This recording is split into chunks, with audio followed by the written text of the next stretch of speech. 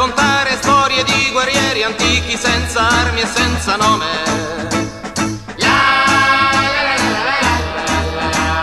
Quando ero bambino disegnavo in mezzo al cielo con le nuvole di stoppa 1000 eroi senza tempo e senza storia. Ed una conchiglia era come un tesoro da nasconder sottoterra, ricoperta di stagnola e fili d'erba.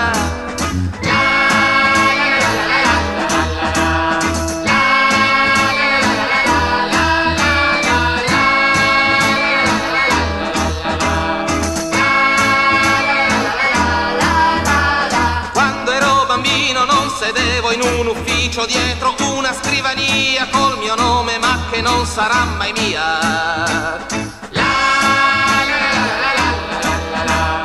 Ora un po' per volta mi ci sono abituato, io non sono quel bambino, lui è rimasto nei ricordi del passato.